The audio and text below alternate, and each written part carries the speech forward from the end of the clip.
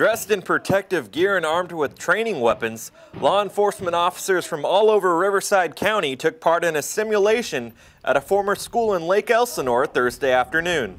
The purpose of the drill was to create a school shooting scenario where officers would be faced with a variety of different challenges, all while trying to eliminate the threat and minimize casualties. So it actually adds a lot of stress because we have actually the shooter shooting back at them. We have role players out there and that are instructed to act like they would if they were involved in a real shooting. So they have a lot of obstacles to deal with in the civilian public as well as a shooter that's in there.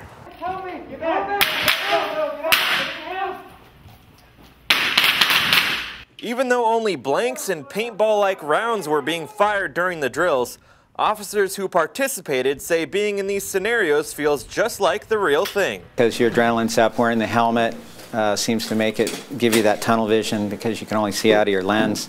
Your hearing's not the same because you have your ears are all covered, which would be a scenario of gunfire. And there's just with the chaos that they cause during these scenarios, it's nice to be able to come out of it afterwards and be able to talk about if you did it right or did it wrong. While these officers will most likely never be placed in a real-life situation like this, having this type of training can prove invaluable should the situation arise. As the more you train, the more you're going to do what you're going to do, in the real scenario, when the real thing happens. Typically it'll come back to what you train to, so the more training, the better. Reporting in Lake Elsinore, Chris Ercoli for the Press Enterprise and PE.com.